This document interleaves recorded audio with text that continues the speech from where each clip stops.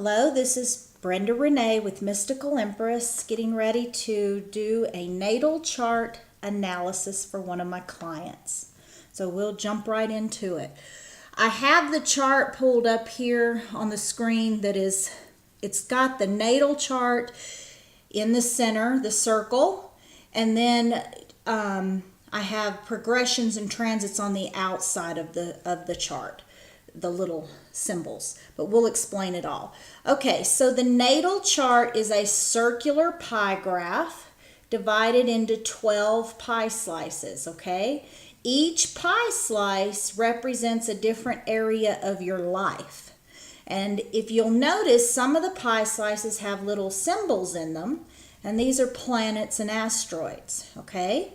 Now, the pie slices that don't have anything in them, that doesn't mean you don't get that in your life. It just means you had bigger fish to fry in the other houses this lifetime.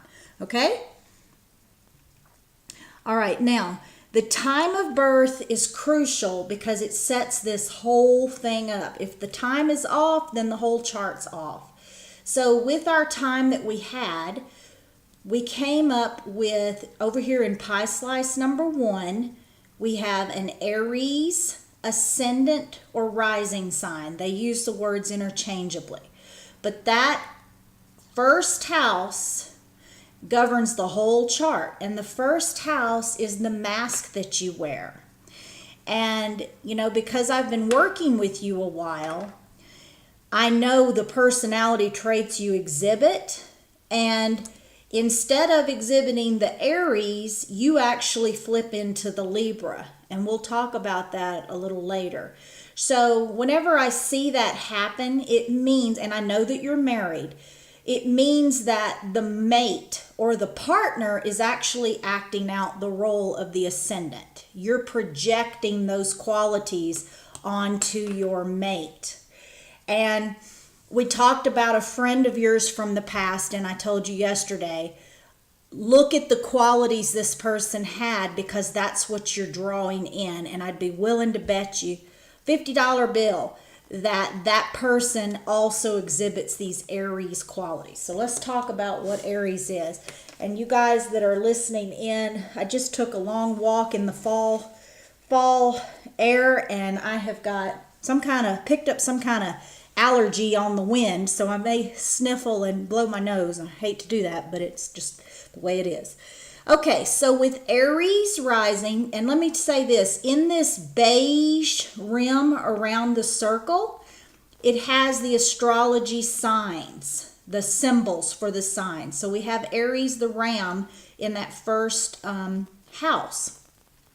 The little symbols you see inside the houses are actually planet symbols, okay? Everything in astrology is symbols. Okay, so with Aries rising, and I've got several friends with Aries rising. I even have Aries intercepted in my first house.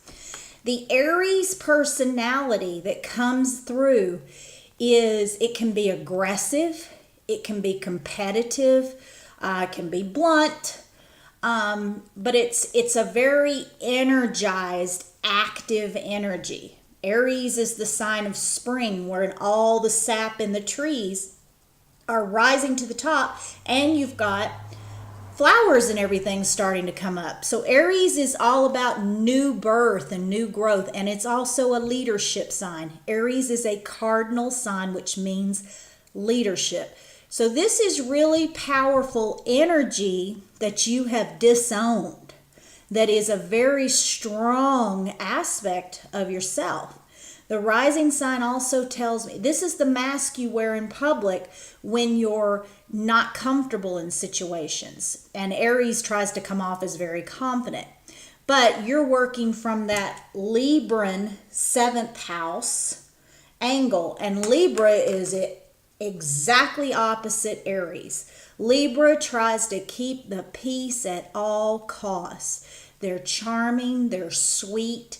They will twist themselves up into a pretzel to keep everybody happy so there's no conflict, okay? And that's very much the personality you come off in, okay? So this is going to be really eye-opening for you in discovering who you are and also resolving long-term conflicts you've had within your own personality. So Aries drives for leadership positions and always wanting to start something new, start something fresh. And it also tells me, the first house also tells me what your early childhood home was like. And ideally, what you're supposed to do is you're supposed to, by your rising sign, this gives you the tools to survive in your home, your family, and in your early environment. So Aries, when Aries is on the rise, Aries makes us brave and courageous, and it also indicates a very quick birth. We're ready to get here and get this show on the road, okay?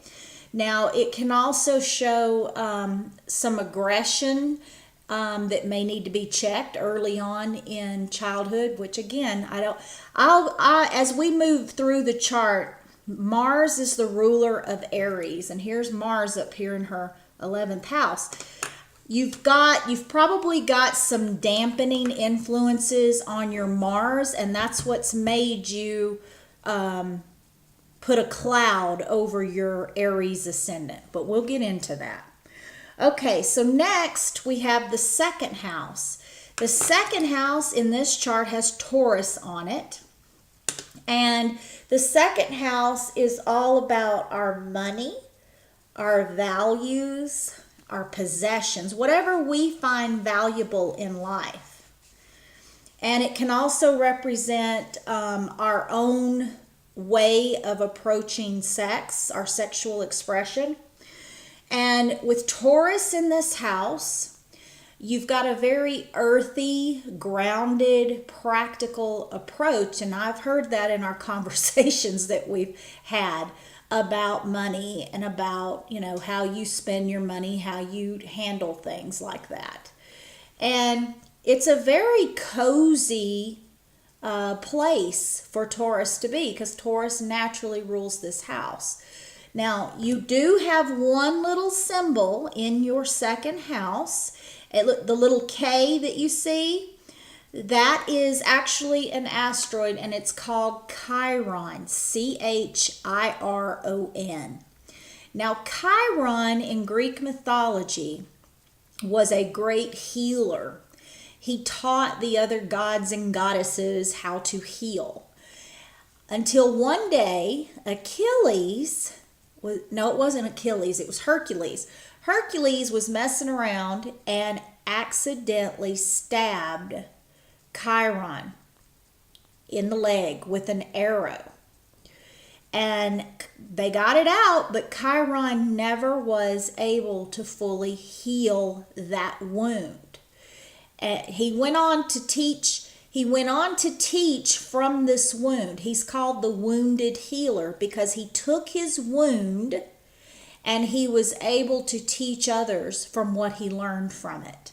So wherever Chiron falls in the natal chart, it tells us what you bring to the table to teach other people, but it also shows where you've had some kind of wound.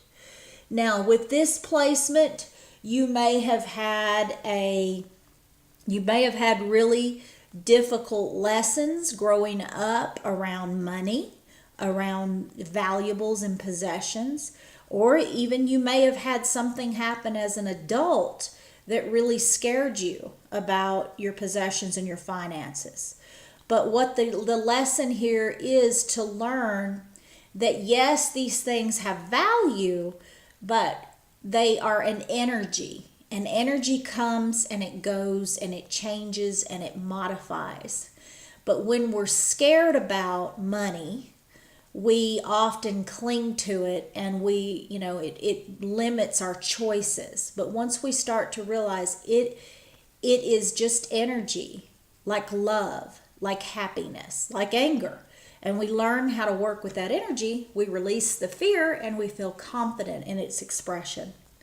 All right, the next house is Gemini, and it's the third house of your early education, K through 12. It also has to do with your siblings and your neighbors, anyone in your community. This encompasses all of that. Now you have Gemini here. So it's a very chatty, flexible, adaptable, mercurial types of relationships and interactions with others. It's light. It's not heavy. It's light on your feet. It's a willingness to mix it up. And usually with this placement, hang on you guys, with this placement, you tend to enjoy community involvement. It gets you energized. But it's a very light placement in those areas. There's no planets there. The 4th house we move on to is ruled by Cancer in this chart. The 4th house is about your home when you're growing up. It's about your mother. It's about the home that you build for yourself, you know, the family and the home that you create. And with Cancer there, you're very sensitive about your family, about your extended family as well as your nuclear family. And you want to nurture and take care of. It's very important to you. And you and I have had a lot of discussions about one of your siblings, and it's caused your heart a lot of grief and sorrow because you want it to all be happy. And sometimes we have to give tough love so that the other person can grow and learn from the experience. But you have a very motherly approach to your family, to your siblings, to everybody that you know you're related to. And you want your home base to be somewhere where people feel secure and they feel nurtured. Okay? And most likely that's the kind of home your mother tried to create also. All right, now the 5th house is pretty important. You see those little headphone sets in the 5th house? This is called your North Node. And as far as I'm concerned, it's the most important part of the entire chart because this tells me what your soul intention was when you chose to be born into this world. Okay? So your North Node is, funny enough, Leo. It's in the 5th house that's ruled by Leo, and you are an Aquarius through and through with your sun sign. You even have an Aquarius signature in your chart. So this is going to take quite a juggling act because Leo is the exact opposite of Aquarius. So your personality here in this lifetime is of the Aquarian, and that also indicates your past lives. So you've done the Aquarian trip for quite a while, my friend, because the North Node, the exact opposite, is Aquarius South Node. Now they don't show the South Node on these charts, but it looks like an upside down headphone set. But anyway, so what that tells me is you've done the Aquarian energy thing so much that now it's going to be a little difficult to break out of that rut because that's what it's become. You excelled in past lives. You excelled in merging yourself within the group consciousness with you had a lot of friends. You weren't real clingy or emotional or anything. You had detached friendships, very brotherly kinds of connections. But you learned to not necessarily express your emotions, your heart feelings. You were pretty aloof. And you were able to focus on not yourself, but everyone else. You put a tremendous amount of energy into the greater good. You completely lost your own sense of self and individuality. Now, is this making sense in light of the problems that we've talked about that you're facing today? So, your biggest lesson in this life is to come into this Leo North Node. And guess what that is? Leo is very self-concerned. And I believe that's why you chose that Aries ascendant in your time of birth. Because Aries is very self-absorbed. They're like the child, the baby of the zodiac. And when there's a baby, babies don't care if you have a headache. They want attention. They want food now. But you, because of this heavy Aquarian influence, you dodged the Aries energy and flipped into that Libra where you're taking care of everybody else's needs at the expense of your own.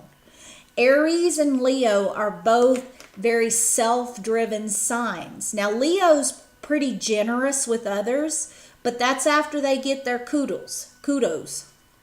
So the Leo personality is here to teach us our self-worth. And you don't know your self-worth until you put yourself first.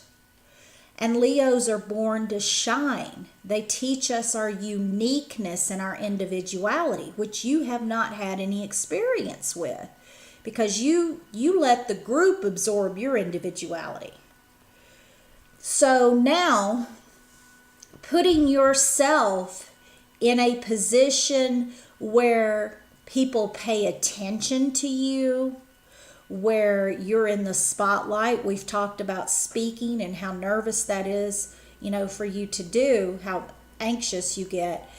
But that's really and truly what you came here to learn. And these North Nodes are never, they're not a comfortable fit because they're brand new. It's like getting on a bike for the first time. You don't know what in the world you're doing. The South Node is more comfortable, just blending in. But that's not going to work for you this lifetime because you've done it. You've done it so much that you lost yourself. So, also, the fifth house in itself has to do with creativity and self-expression.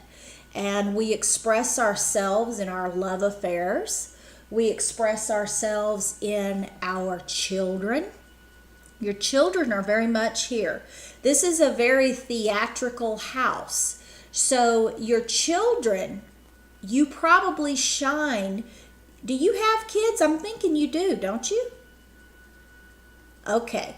You tend to shine through your children. And anything that has to do with art, with children, with love affairs, the excitement of romance, these are all things that you're here to really get and express. And Leo also teaches you how to move into your heart space, to be fully available. Aquarius is very detached. It's more mental. Love is more mental. Leo feels it passionately in their heart, in their whole body. So this is just from all the conversations we've had, this is a very different energy for you. And that's what we need to get to. Okay. Sixth house. We have Virgo on the sixth house. And, before I leave that fifth house, a book that you may want to read about your North Node is called Astrology for the Soul by Jan Spiller. And it is the best. I recommend it to everybody after I do their astrology charts because she has a chapter on each North Nodal position, and it tells you your tendencies, your blocks, and where you're headed, what you need to learn. All right, so the sixth house with Virgo on it, this is your work. This is your need to serve others. This is co-workers. And it's also your diet and your health. With Virgo there, you don't have any planets, so that frees that up.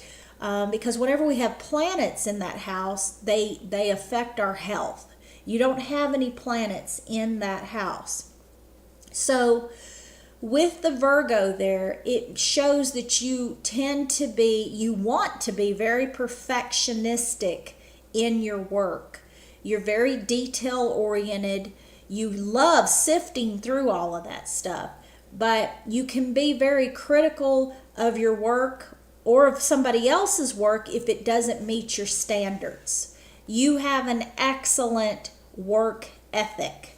And that's so important because not many people have that these days. Now let me say, with Virgo on the 6th house, Aries on the 1st house, and Aquarius sun, let me see what your moon is in. Your moon's in Pisces, I remember that. These are 4 factors that indicate your health and your body. And it shows where you're sensitive. So if you get off balance emotionally or stressed or whatever, it will come to one of these places often. Aries rules the head, okay? And let me say this that I didn't say when we were talking about the ascendant. Aries must have lots of physical activity. Exercise and sex is very important. Also, setting goals, achieving them, always having something new to look forward to is very important. Now, when Aries don't get enough physical stimulation, they get angry, they have outbursts, and they get migraine headaches because the energy hasn't been allowed to flow. Excuse me. Okay, now, the Virgo rules your digestive system. So when you get fretful and upset, your digestive system may be one of the first things you feel it in. The Aquarius rules your ankles. And your circulation is in here too. And then the Pisces end of it is your lymph glands, your lymphatic system, and your feet. Okay? All right, now we're starting to get into the juicy stuff because you got a lot of planets. You got planets occupying the next 6 houses of your chart. So we move up to the 7th house, and we've said that Libra is there. All right, now that we're above this heavy line going across the chart, we are now in the external part of life. All these houses 1 through 6 are the hidden realm, who you are behind the scenes. When I see people with a lot of planets from 1 through 6, it tells me they're a very private person and they prefer to not be in the spotlight. But girl, all of your planets, all 10 planets are above the horizon. And that means you are supposed to be in the public eye. You're supposed to be out mixing it up with people. All right, so the 7th house, once we get to the 7th house, all the houses have an opposite. So now we're looking from 1 to 7 like a seesaw.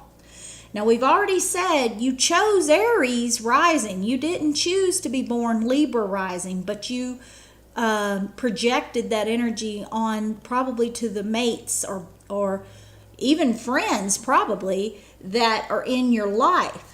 So we're going to try to bring your energy back around to the Aries, and that's going to take courage to stand in who you truly are and stop trying to please everybody else. And let me say this here. We've talked about rejection from peers. And I'm going to tell you right now where that's coming from. I finally got it now that I'm looking at your astrology chart. People sense that you're not being your authentic self. The thing with Libra energy is, while it's charming and sweet and beautiful and harmonious, there's a little bit of a manipulative quality about it. Because the Libra feels like if I can just keep everybody happy and calm, then I'm okay. Aries, on the other hand, doesn't give a damn. They're like, let's do this, and you can figure out if you're happy about it or not, world.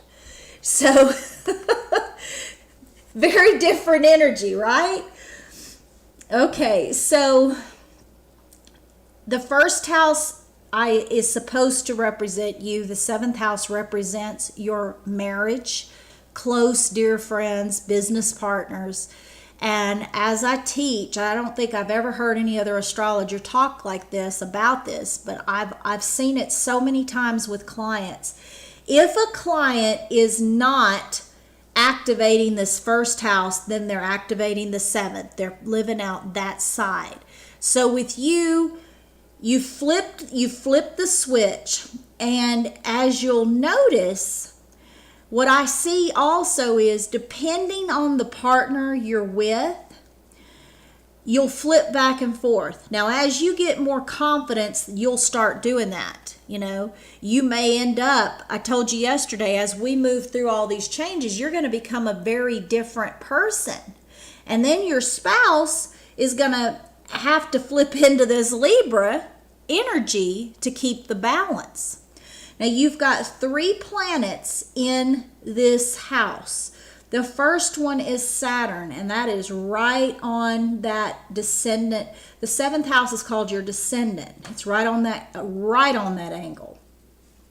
So Saturn, let's see. Saturn is the only planet in this chart that's on an angle, and Jupiter's right behind. But Saturn is a planet of very serious responsibility and obligation. Wherever it's found in your chart, it shows where you may feel insecure, because these like the North Node, it's another heavy weight in your chart that shows the lessons you need to learn. With Saturn here, people typically marry someone much older. They wait later in life to marry. And they have a karmic connection with their spouse. It's somebody they've known before in another lifetime. And it can make it, you're very, very committed and responsible in this type of relationship. 5th house is about love affairs and people you date. But 7th house is about the people you really commit your life to. And with Saturn there, you're not somebody who takes vows lightly, okay?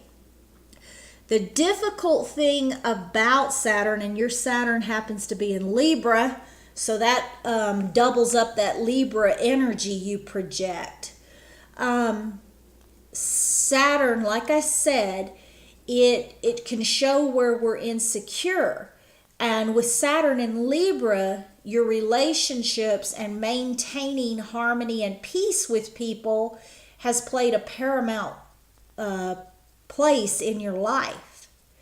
And it's played such a huge role that it's negated everything else that you needed to cover, okay? So with Libra,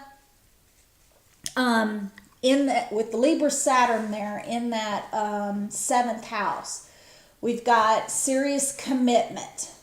Then we've got, and we need to learn not to sacrifice ourselves in favor of relationships, no matter who they're with.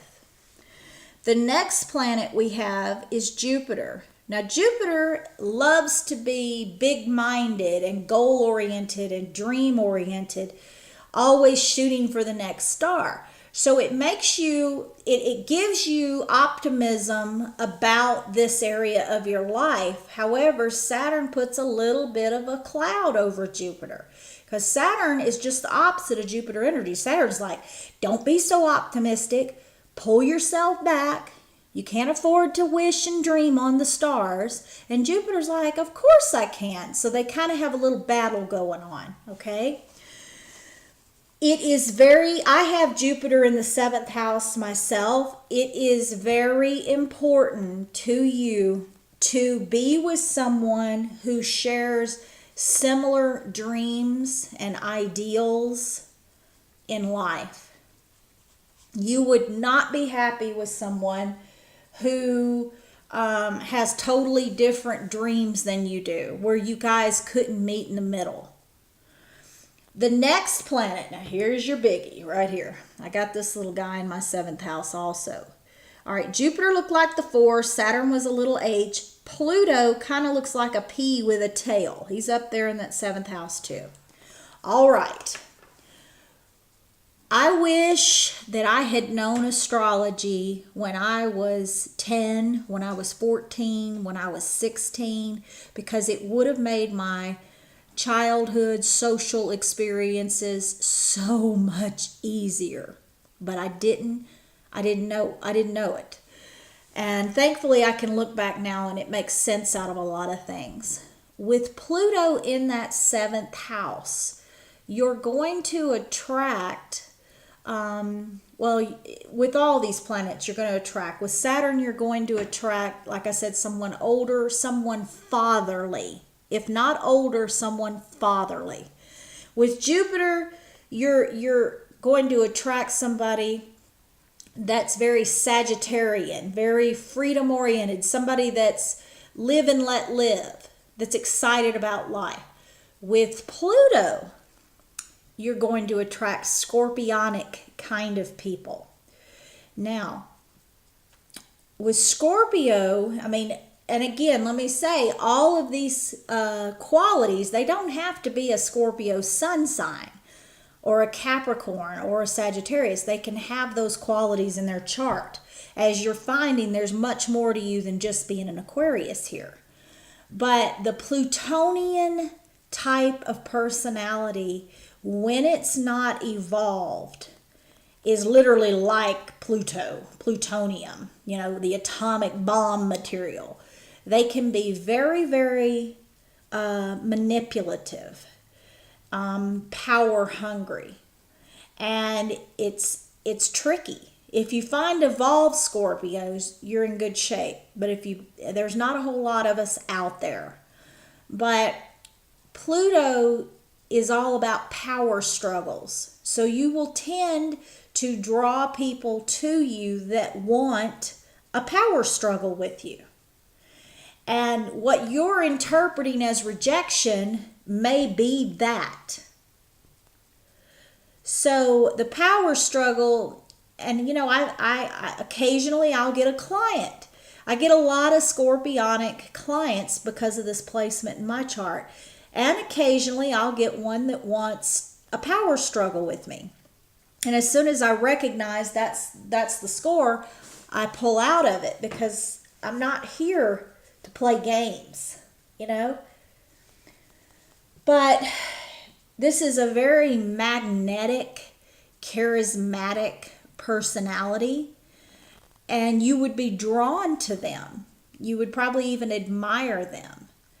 And if they're evolved, man, they can make miracles out of dust. And they have high integrity. But it just depends on where you're at as to what end of any energy you're going to draw, the positive or the negative.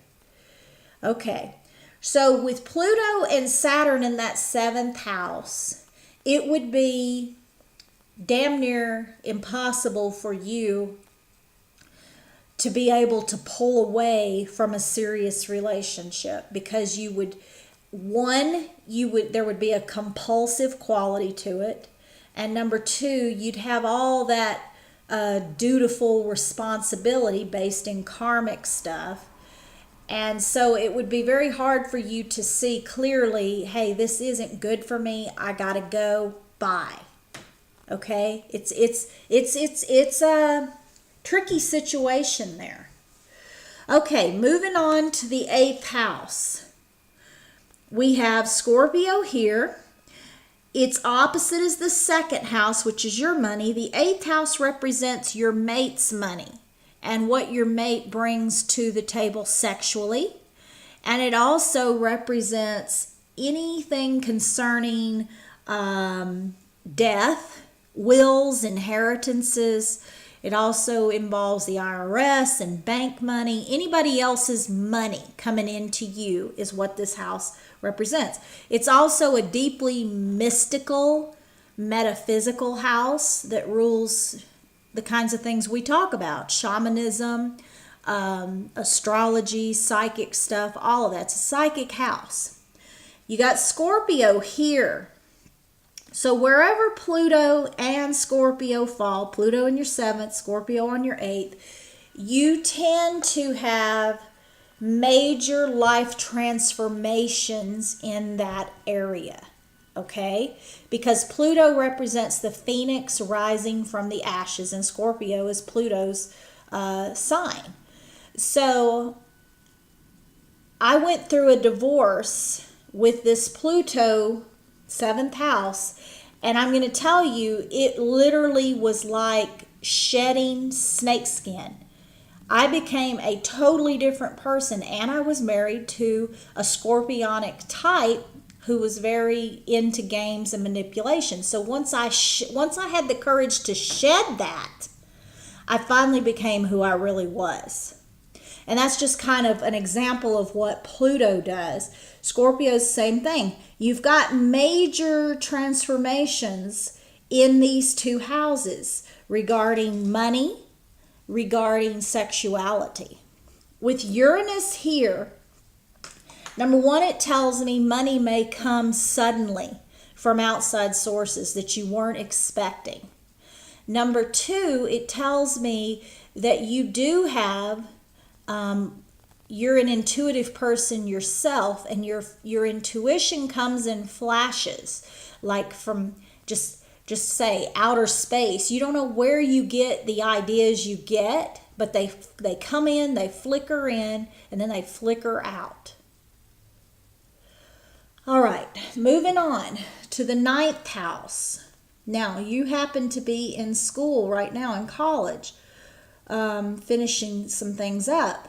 The 9th house is the opposite of the 3rd house. 3rd house is lower education. 9th house is higher education. So you have Sagittarius on that house, and you have Neptune there. The 9th house also has to do with like our worldview, our spiritual view, our philosophy of life. And with Sagittarius there, it's a natural fit for you to get higher education. You want to learn and learn and learn. Chances are you'll be learning the rest of your life. Also, the Neptune there, hang on, I'm going to sneeze, I think. Maybe not. The Neptune there makes you very idealistic and sensitive about these areas. Also very psychic about these areas. The 9th house also includes foreign cultures, foreign lands, and travel abroad. With Neptune in this house, you may have some unusual experiences around these areas of your life. Take, for example, you go on a trip, and it turns out to be this magical adventure you had no idea that you would experience.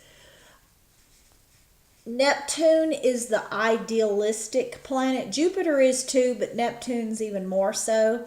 So you're very, also with Neptune, it's spirituality. So you and I haven't ever talked about your philosophy of life or your spirituality, but it's very important to you.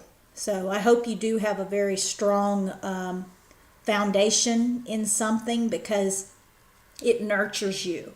It feeds your soul. It's something you really, really need. Okay, now, the 10th house. Wherever you see these dark lines, that's an angle of the chart, which means whenever planets are in these houses, 1, 4, 7, and 10, they're energized even more. If they're right on the angle like Saturn over here, they're really, really double energized.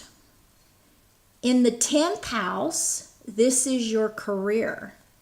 And it's also how the world sees you in your public reputation. You have Capricorn here. And you also have Venus in the 10th house. Now, Capricorn is very responsible. Capricorn is Saturn's, Saturn's domain.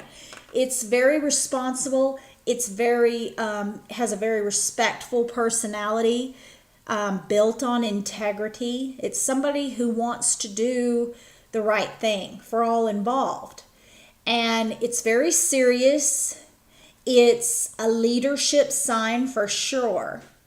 And it's like the Capricorn energy is like the elder of the community, of the group, of the clan, of the family. So you have a lot of wisdom to impact the people that you come in contact with in your professional life. Venus here, and like I said, Capricorn's very much has to be in a leadership position. They're not somebody that's going to be happy, just a worker on an assembly line or an employee for a corporation. They would have to be the CEO or the manager or the supervisor or something along that lines. And that's where they belong because they have the wisdom to share with the other people. You have Venus here also. Now Venus is about beauty. It's the Libran planet. It's about beauty and harmony and art.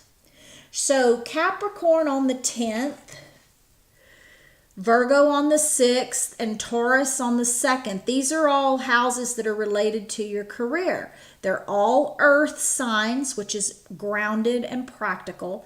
Taurus gives us clues that your work could involve sensuality, like cooking or art or massage, things touching the body. The 6th house with Virgo, that's the healing arts.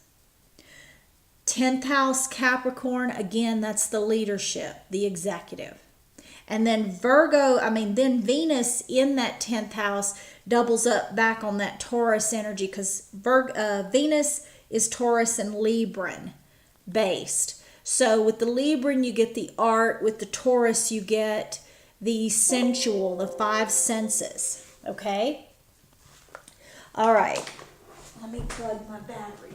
It's not happy with me at the moment, so just give me a second to try to hook this thing up. Did that do anything? Maybe not. It's a very short extension cord for this computer that I'm recording with. Maybe that'll work. Okay, so Venus gives a little bit of a beautifying, sensualizing aspect to the career. Now, the next big house here is the 11th house. Now, you got that thing slam packed. And we got all this Aquarian energy. Your sun is here, which is where you shine. Your Mars is here, which shows where you take action, where you spend energy. Your Mercury's here. The sun looks like the circle. The Mars looks like a male symbol. And then Mercury looks like Venus with a hat on. But Mercury shows what you like to think and talk about. Okay. So, excuse me. With your sun in the 11th house, that's adding emphasis to that south node that we're trying to move away from. You really shine in group experiences, organizations. So with the Capricorn wanting to be the leader in your work, I can see you working for a large company just because of this Aquarian need to be part of something larger than yourself. Your Mars there shows you expending. This is also the house of hopes, wishes, hopes, and dreams. Mars shows you spending a great deal of energy here. And Mercury, like I said, you like to talk about these things. And friends, we've talked a lot about friends. This is the friendship house. So the sun tells me you're going to be drawn to people that may be like Leo personalities where they like to shine. The Mars, that Aries energy, that go-getter, the competitive one. And the Mercury comes out in Gemini and Virgo, people that are very smart, that like to communicate and like to talk. All right. I will say this here. You may have, until you're acting from this Leo North Node where you're really putting yourself and your needs first, you may not see much activity over here. Friends may be limited. And the reason for that is because you're trying to move out of that old South Node energy.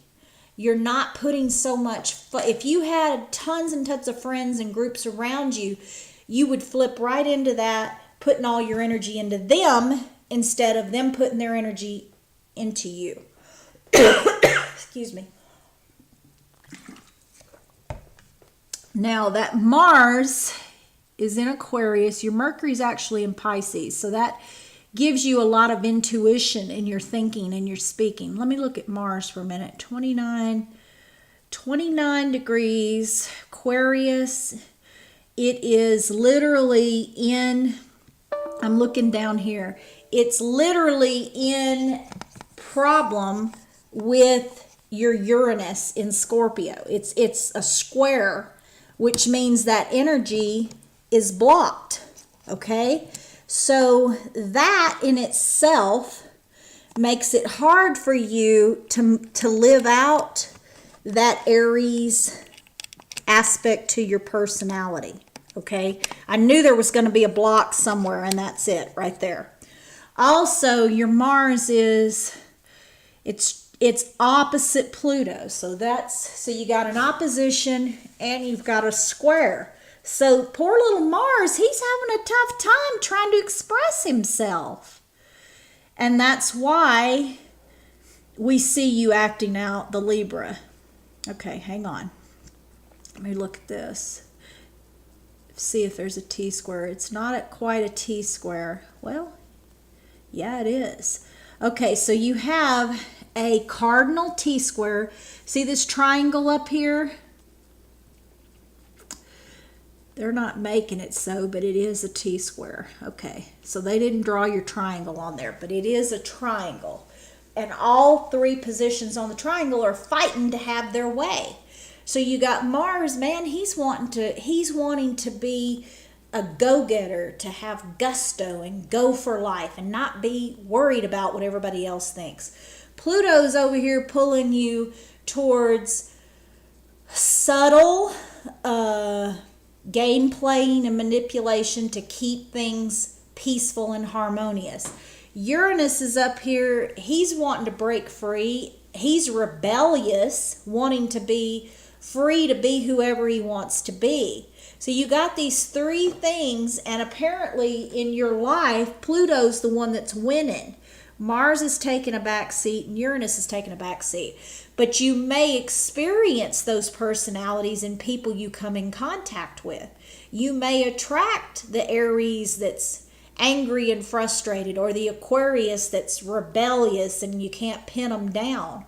The Uranus Aquarius. Uranus is the planet of Aquarius. So you got several things pulling you in different directions there. All right, now the final house, the 12th house, has Pisces on it and your Pisces moon. Now your sun represents, the sun's the circle up there in the 11th house, represents the father archetype. The moon represents the mother archetype. Your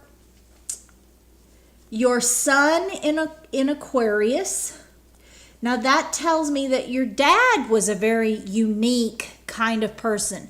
He had a very electrical, exciting energy about him. I don't know whether he ever exhibited that, but it's a very far ahead of the times kind of temperament.